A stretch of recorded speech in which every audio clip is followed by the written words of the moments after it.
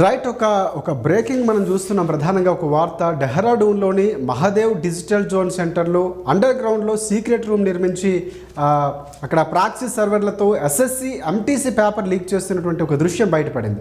అక్కడ 100 కంప్యూటర్లు ఐపీ అడ్రస్లు హ్యాకర్ల చేతిలో ఉండటంతో వారు డబ్బులు ఇచ్చి వారికి బయట నుంచి ఆన్సర్లు పంపించేటటువంటి ఒక సిస్టమ్ నడుస్తున్నట్లు తెలుస్తుంది. ఒక ఫేక్ సిస్టమ్.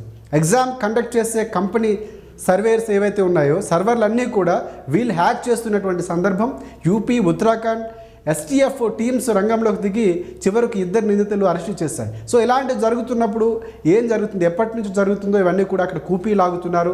సో ఆ టీం ఏదైతే ఉందో ఆ జోన్కి సంబంధించినటువంటి ఎప్పటి నుంచి నడిపిస్తున్నారు, ఎవరెవరి చేతులు ఉంది, 2 వెనక ఎవరైనా నడిపిస్తున్నారో, ఇంతవరకు అలా లబ్ధి పొందినటువంటి విద్యార్థులు ఎంతమంది, ఎంత పే చేస్తున్నారు, ఇవన్నీ కూడా అక్కడ పోలీసులు ఆరా తీస్తున్నటువంటి సందర్భం ఉంది.